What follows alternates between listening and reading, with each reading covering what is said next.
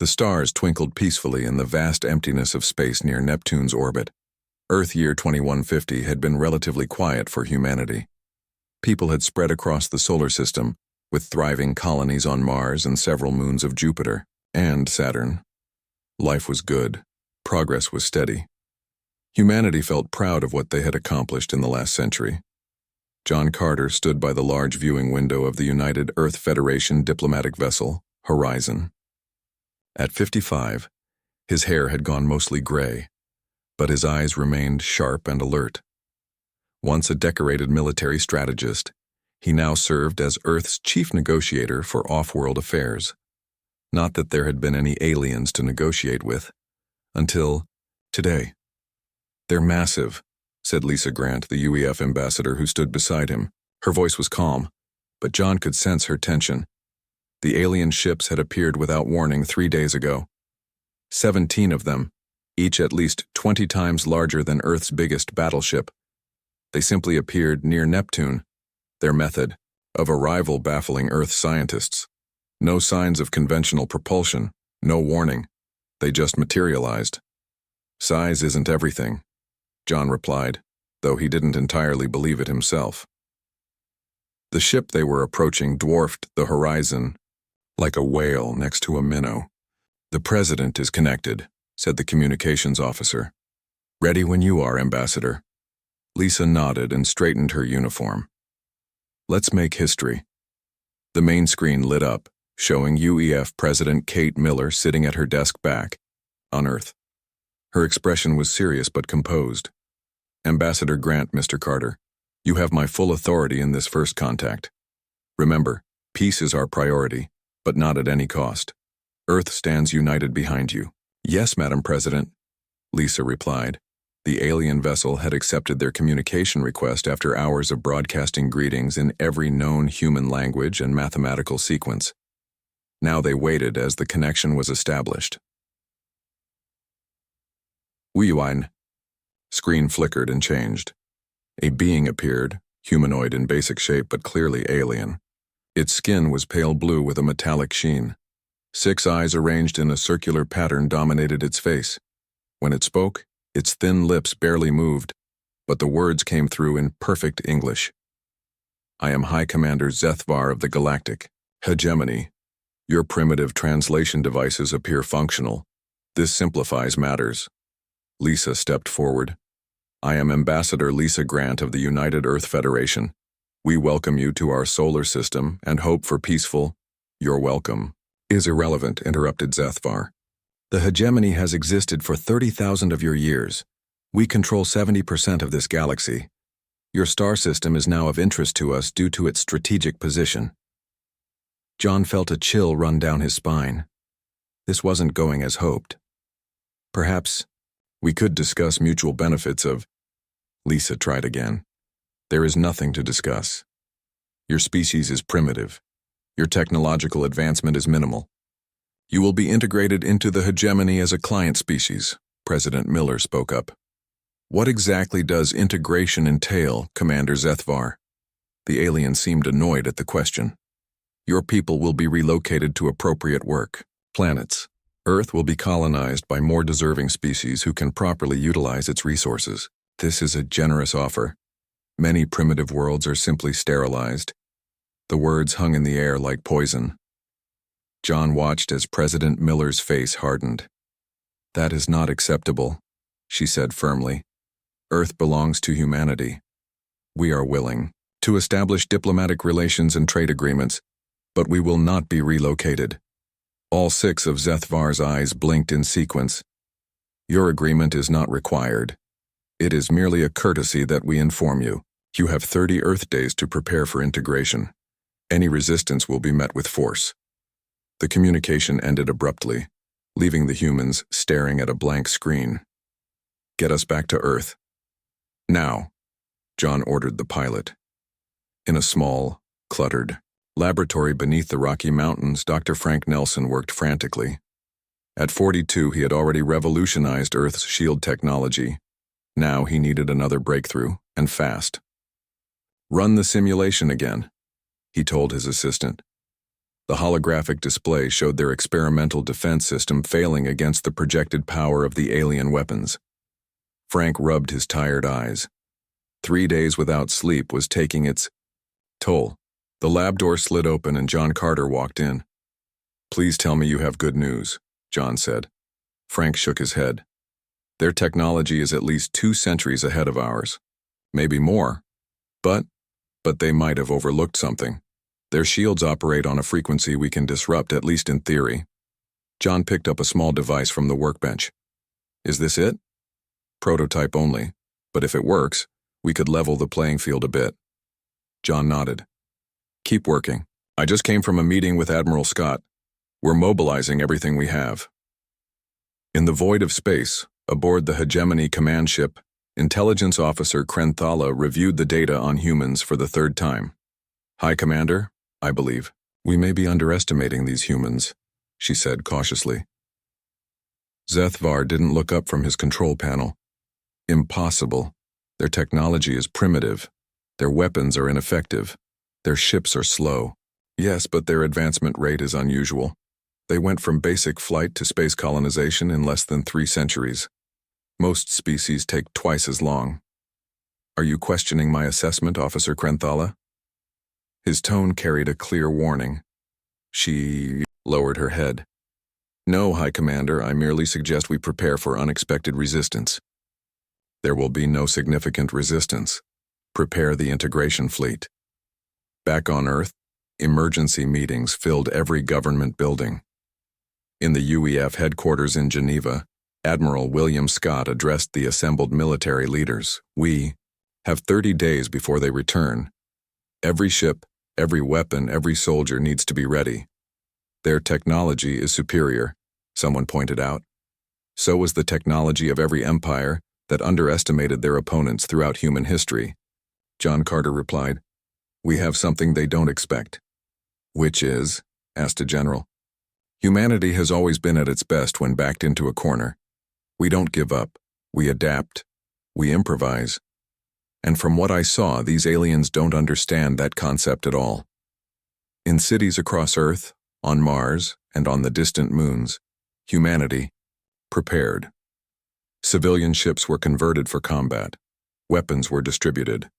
Children and the elderly were moved to underground shelters. President Miller addressed the unified planet. For the first time, humanity faces an external threat. But we face it together as one people. Earth is our home. The solar system is our home. And we will defend it." As the deadline approached, Dr. Nelson's team worked day and night. Admiral Scott's fleet positioned itself strategically throughout the system. John Carter developed plans for asymmetric warfare, knowing they couldn't match the aliens' firepower directly. On the 30th day, planetary sensors detected movement. The Hegemony fleet was on the move. 200 ships strong, heading toward Earth. "They're coming," John said, watching the tactical display. Admiral Scott nodded grimly. "Let them come. They think this will be easy." He turned to his communications officer. "Send the message to all ships. Operation Defiance is now active." Across the solar system, humanity prepared to fight for its very existence. The greatest war in human history was about to begin, and the Galactic Empire was about to make its biggest mistake. The 30 days given by the Galactic Hegemony passed quickly. Earth used every minute to prepare. In orbital shipyards, civilian vessels were fitted with weapons. On the ground, people built shelters and practiced emergency drills. The colonies on Mars and Jupiter's moons prepared for evacuation.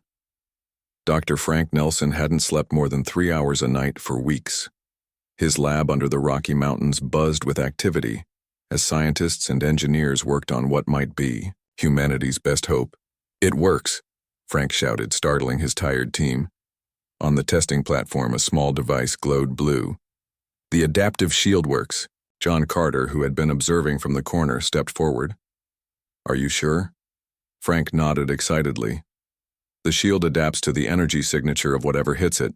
It gets stronger with each hit of the same type." "How many ships can we equip with this?" John asked. Frank's smile faded. "Maybe 20. We don't have time for more. John nodded grimly.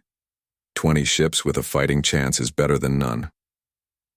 Captain Diane Ross stood on the bridge of the UEF destroyer, Resilience. At 38, she was one of Earth's most experienced space commanders, though experienced only meant 15 years of peaceful patrols and rescue missions.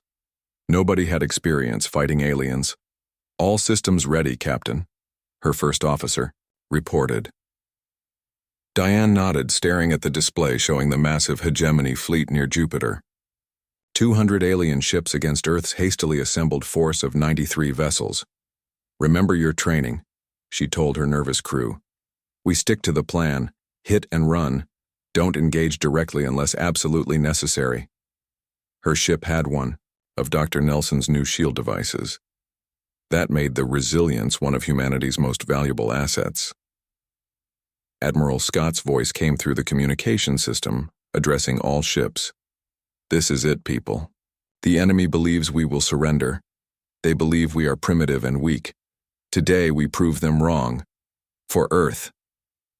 For Earth, the crews responded across the system. On day 31, without further communication, the hegemony fleet advanced toward Earth. Their first missiles targeted major cities around the globe, but Earth was ready. Defense satellites intercepted many missiles before they entered the atmosphere. Those that got through faced ground-based laser defenses. Some cities were hit. Paris, Lagos, and Shanghai suffered heavy damage, but casualties were far lower than the hegemony had planned. They expected us to be sitting ducks, John Carter said in the underground command center. They didn't account for how quickly we could prepare. Admiral Scott pointed to the tactical display. Now for our response. All ships execute Pattern Alpha.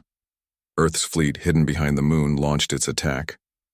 Small, fast vessels darted forward, firing concentrated energy beams at specific points on the alien ships. On the Resilience, Captain Ross barked orders. Target their propulsion systems. Fire! Her ship shuddered as energy weapons discharged. The hegemony vessel they targeted seemed barely affected at first. Then suddenly its engines flickered and died. It worked, her weapons officer shouted. Their shields didn't block it. Don't celebrate yet, Diane warned. Here come their friends. 3 hegemony cruisers turned toward the Resilience, their weapons charging. Evasive maneuvers, Diane ordered. Her ship banked sharply, narrowly avoiding the first barrage. Get us into Saturn's rings. We'll use the debris for cover. In the hegemony command ship, High Commander Zethvar watched with growing frustration. These humans are more organized than expected, he admitted grudgingly. Intelligence Officer Krenthala studied the battle data. They're using unorthodox tactics. They target specific systems rather than attempting to destroy our ships outright. A sign of weakness, Zethvar declared. They lack the firepower to cause real damage.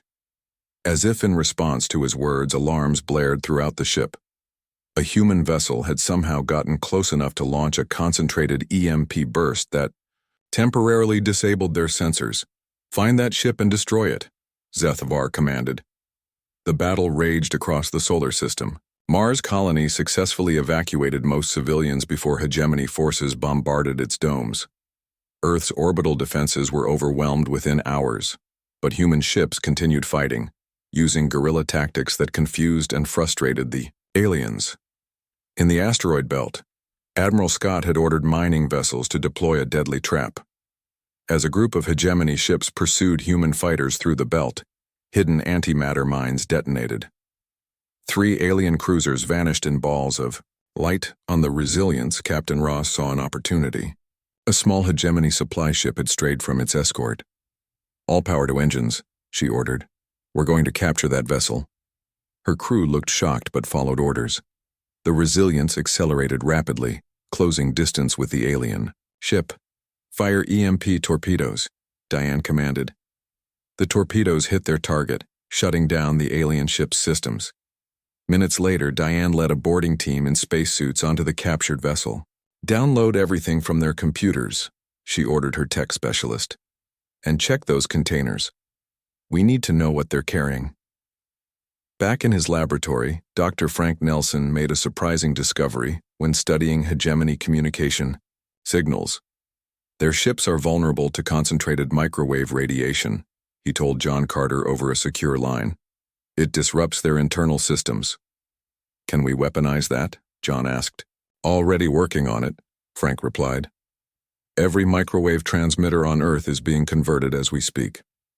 After 3 days of constant fighting, both sides had suffered heavy losses.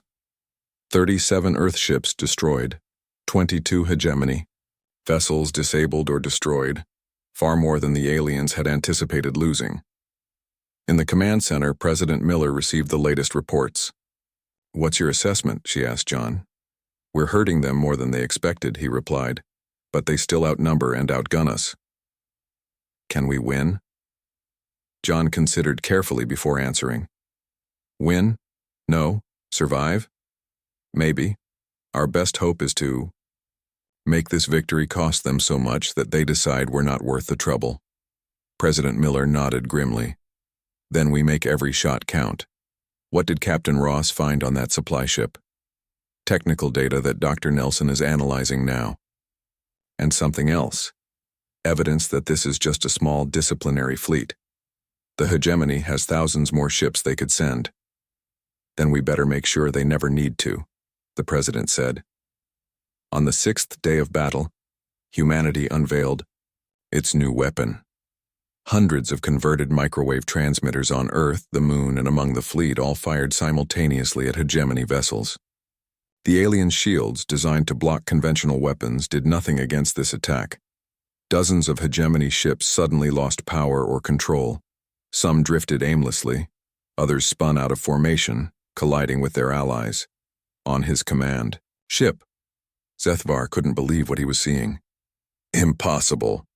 How are they doing this? Krenthala spoke carefully. They've found a weakness in our shield design. They're adapting much faster than any species we've encountered before. Zethvar slammed his fist down. Send a message to Central Command. Request reinforcements. He paused, his pride clearly wounded. Tell them we face unexpected resistance. As the message was sent, Zethvar didn't realize he had just made the hegemony's biggest mistake.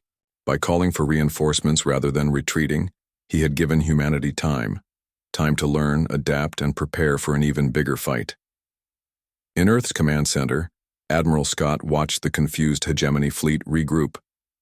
They're not leaving, he told John Carter. They're doubling down. John nodded. Then so are we. Tell Captain Ross to proceed with Operation Shadow Strike and contact Dr. Nelson. We're going to need more surprises for our visitors. The first round was over, but the real war was just beginning. 3 months passed since the first attacks. Earth was no longer the beautiful blue planet it once was. Smoke rose from ruined cities. The oceans were darker, filled with the remains of destroyed ships. But humanity endured. John Carter walked through a dimly lit underwater base 20 miles off the coast of what used to be San Diego.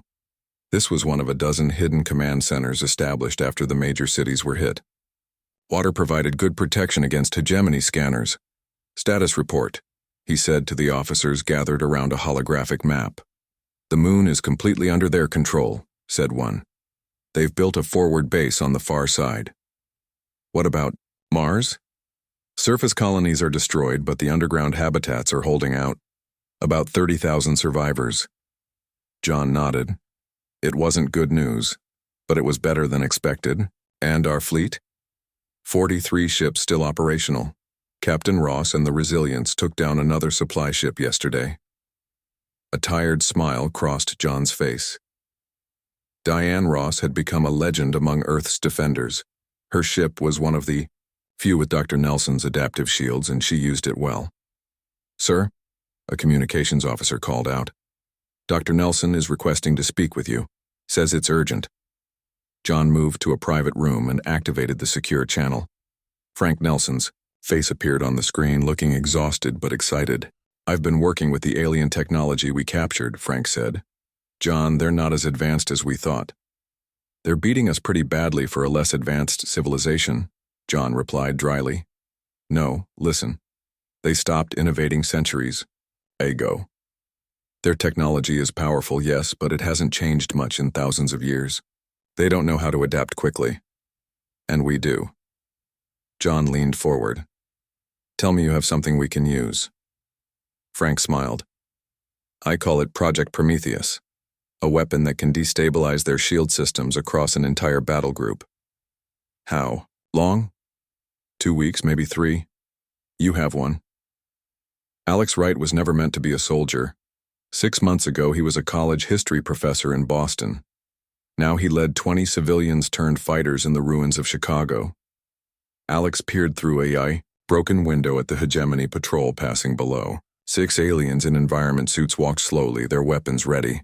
They moved awkwardly, struggling with Earth's gravity. They still haven't adapted to our gravity, Alex whispered to the woman next to him. That's our advantage. That and they can't breathe our air, she replied. Those suits are their weakness. Alex nodded. Ready the EMPs. His team had created crude electromagnetic pulse devices that could short-circuit the aliens' life support systems. Not exactly humane, but this was war. Now, Alex shouted. 5 small devices flew from different windows, landing among the alien patrol. Bright blue flashes erupted, followed by the aliens' panicked movements as their suits malfunctioned. Minutes later, Alex's team had collected the aliens' weapons and communication devices. Get these to the lab, he told his second-in-command. And let's move. They'll send more when these don't report back. In orbit around Earth, Captain Diane Ross guided the Resilience through debris from previous battles. Her ship's advanced camouflage system, reverse-engineered from captured hegemony technology, made it nearly invisible to enemy sensors. Target in sight, her first officer reported. Supply convoy, lightly guarded. Diane studied the tactical display. 2 small hegemony ships escorting 5 cargo vessels. Prepare for attack run, she ordered. Target the escorts first. The Resilience moved silently into position. Over the months, Diane had perfected the art of hit-and-run attacks. Strike, fast, grab what you can, disappear before reinforcements arrive. Weapons ready, the tactical officer reported. Fire. The ship shuddered as concentrated energy beams struck the first escort vessel. The alien ship's shields flared brightly, then failed. A second barrage disabled its engines. Second escort is turning to engage, the tactical officer warned. Evasive, pattern Delta, Diane ordered calmly. Bring us around for another pass. The Resilience banked sharply, avoiding enemy fire. Earth ships couldn't match hegemony vessels in raw power, but months of combat had taught human crews to be more agile and unpredictable.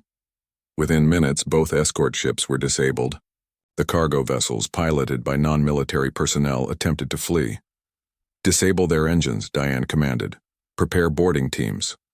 On his command ship in lunar orbit, newly appointed hegemony commander Dren Kor reviewed the latest losses with growing rage. Another supply convoy, he shouted at his subordinates. How do these primitives keep finding them? Intelligence officer Krenthala, who had survived Zethvar's removal, spoke carefully. The humans appear to have developed methods to detect our ships from greater distances than we thought possible. Impossible, Dren Kor growled. Their technology is too primitive. With respect, Commander, they are learning to use our own technology against us. The captured ships, then we will send no more ships they can capture. Dren Kor interrupted. Increase patrol strength. No vessel travels without heavy escort. Krenthala hesitated. Our resources are already stretched thin. The resistance in the Kuiper Belt is delaying our reinforcements. Dren Kor's 6 eyes narrowed. Central Command is growing impatient. They expect results, not excuses. Find their hidden bases. Crush their remaining fleet, or you will share Zethvar's fate. After the commander stormed out, Krenthala remained, reviewing the battle data alone. Something troubled her deeply. In the 3 months since the war began, human technology had advanced at an alarming rate. They were adapting hegemony weapons, and shields, improving them in ways the aliens hadn't considered. An uncomfortable thought formed in her mind. What if the hegemony had seriously misjudged these humans? In his underwater lab, Dr. Nelson worked frantically on Project Prometheus. The device in front of him didn't look impressive, a cylinder about the size of a small car covered in complex circuitry, but it represented humanity's best hope. Connoisseured. The simulation again, he told his team. The computer display showed a virtual hegemony battle group. When the simulated Prometheus device activated, the alien shields fluctuated and failed. Power consumption is still too high, one engineer pointed. Out. We'd need a nuclear reactor to power it. Then that's what we'll use, Frank replied. We'll put it on our biggest remaining ship. The lab door opened, and John Carter entered. How's it coming? It works in simulation, Frank said. But we need more power than expected. John nodded. Whatever you need, you'll get it. He paused. Our intel network has discovered something. The hegemony knows about this lab. They're planning a major strike to take it out. Frank looked alarmed. When? Soon. We need to move everything to the backup location in the Rockies. We can't move now. We're too close to finishing. John put a hand on his friend's shoulder. If the hegemony gets this technology, it's over. We move tonight. As they began the evacuation, alarms suddenly blared throughout the facility. They're here, John said, drawing his weapon. Get the prototype out. I'll hold them off. Outside, the lab, the sounds of battle grew closer. The underwater base's defenses were engaging hegemony forces. Humanity's most important project needed to survive no matter the cost. The fate of Earth hung in the balance as Project Prometheus was hurriedly packed for transport. Even as humanity seemed on the brink of defeat, the spark of hope remained. The Galactic Empire still didn't understand who they were fighting, and that remained their biggest mistake. Alarms blared throughout the mountain facility that now housed Dr. Nelson's lab. 5 months into the war, humanity was preparing its biggest counterattack yet. Project Prometheus was ready. Final checks complete, Dr. Nelson announced to the tense room of engineers and military personnel.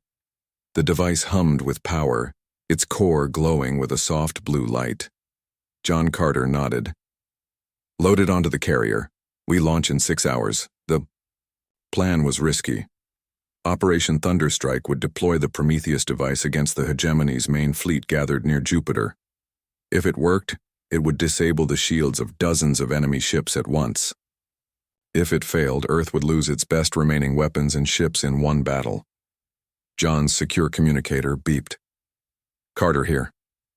This is Captain Ross. We're in position at the rendezvous point. All ships accounted for. Good. Proceed with Phase 1. Carter out.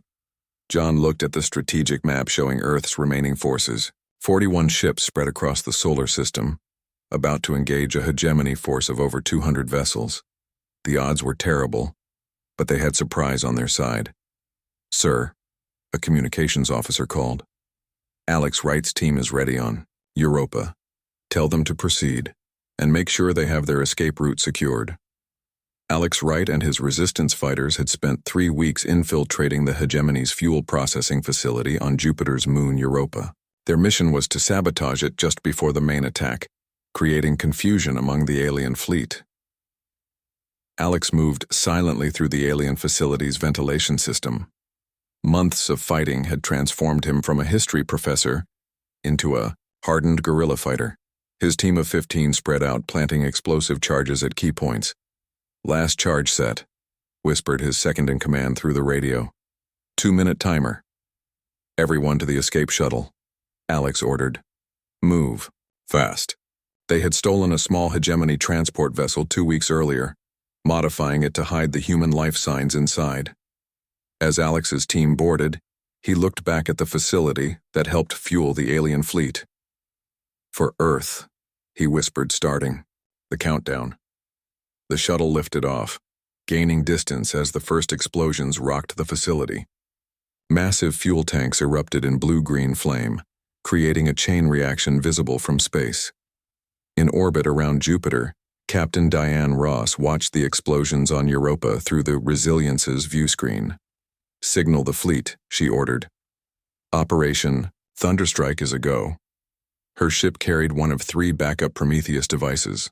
The main one was aboard the UEF carrier Defiant, their largest remaining vessel, commanded by Admiral Scott himself. All ships in attack formation, her tactical officer reported. The Hegemony fleet is responding to the Europa attack. Their formation is breaking. Perfect, Diane said. Target their command vessels. Prepare to fire on my mark. Earth's fleet emerged from hiding places around Jupiter's many moons, catching the Hegemony ships in a perfect crossfire. The Defiant moved into position at the center of the human formation, the Prometheus device powering up. Energy spike detected from the Defiant, reported Diane's science officer. Prometheus is activating. A wave of invisible energy spread from the device, washing over the nearest Hegemony ships. For a moment, nothing seemed to happen. Then, one by one, the alien vessel's shields flickered and died. "It's working," someone shouted on the bridge. "Fire. All weapons," Diane ordered. "Target their engine cores." The Resilience and other Earthships unleashed everything they had. Without shields, the Hegemony vessels were suddenly vulnerable. 3 massive alien battleships exploded in quick succession. "The Hegemony flagship is moving to intercept the Defiant," her tactical officer warned. "Move to defensive position," Diane commanded.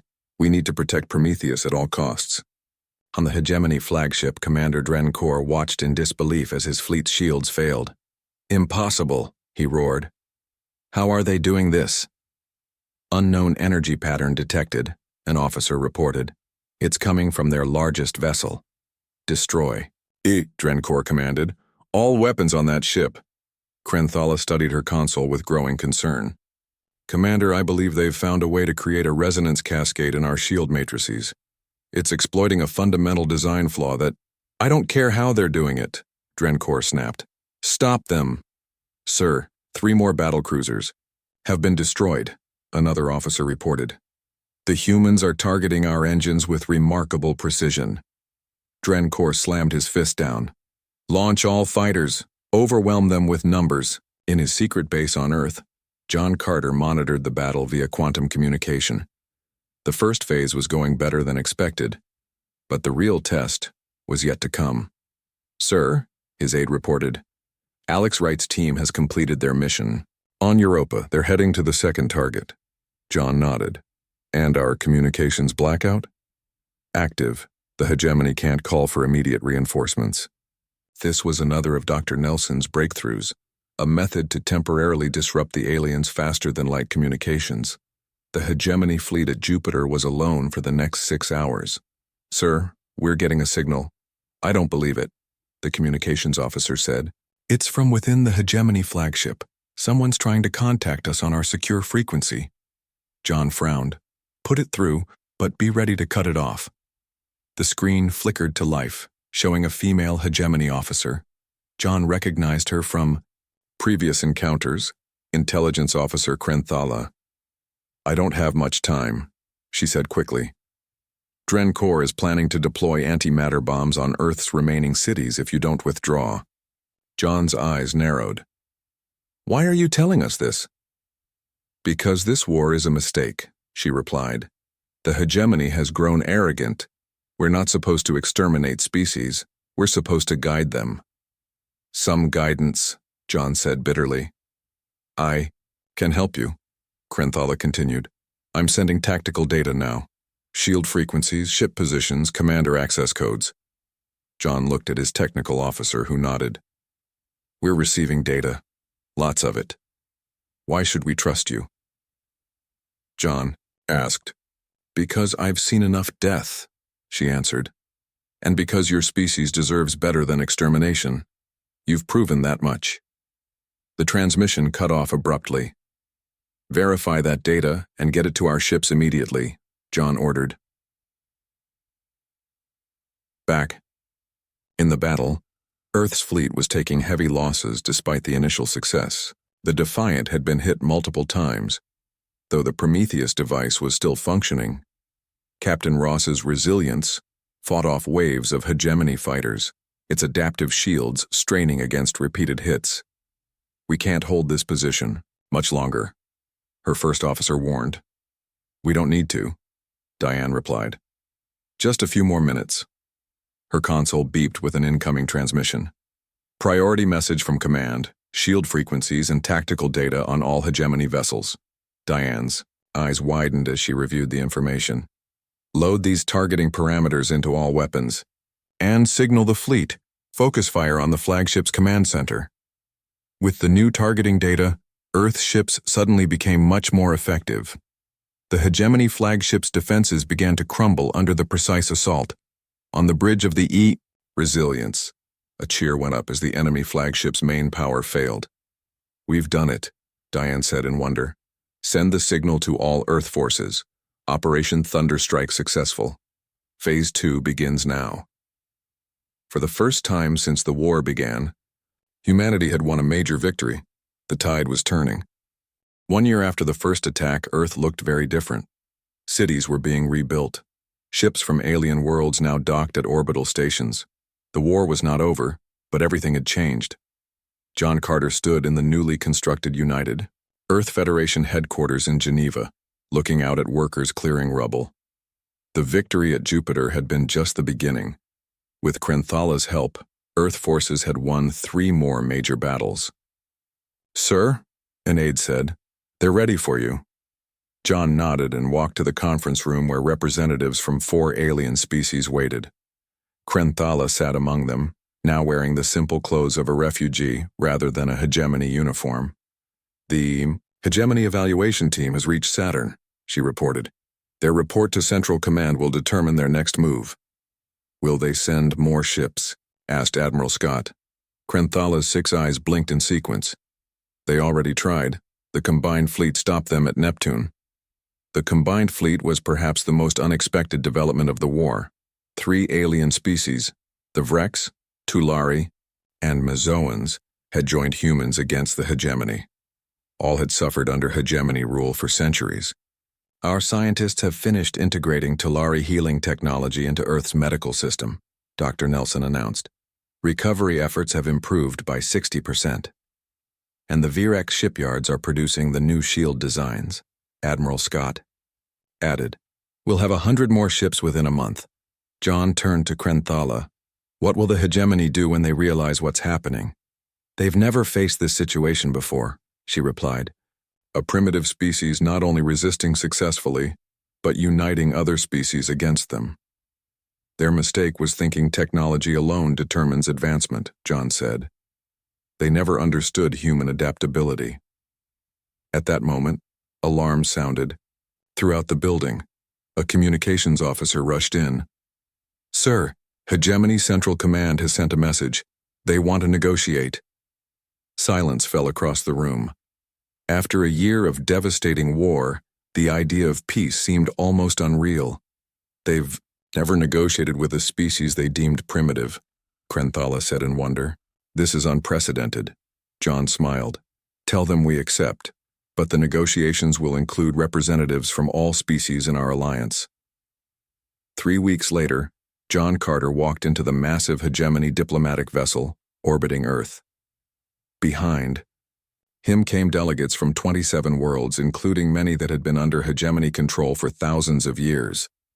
The hegemony Supreme Council member looked down at the assembled group with clear discomfort. We are prepared to recognize Earth as a sovereign system, the alien said stiffly.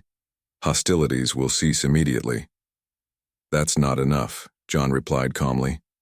The alliance we've formed has terms for all our worlds. Impossible. The hegemony does not negotiate with primitives, John interrupted. Look around you, your ships defeated, your empire fracturing, all because you made one fundamental mistake. What mistake? The council member asked grudgingly. You judged us by our technology, not by our spirit. You never understood that humans don't give up. We adapt, we unite, we overcome. The council member was silent for a long moment. The hegemony has existed for 30,000 years. We have never been defeated. Then perhaps it's time for something new, John said. A galactic council where all species have equal voice. As the negotiations began, Krenthala approached John quietly. "You've done what no one thought possible," she said. The hegemony's greatest mistake was ever thinking humanity would simply surrender. John looked out at the blue planet below. Their mistake was starting a fight they didn't understand. Now they'll have to live with the consequences, a galaxy where no species rules over others. The Galactic Empire's first war with humans would be its last. Their biggest mistake had changed the course of galactic history forever.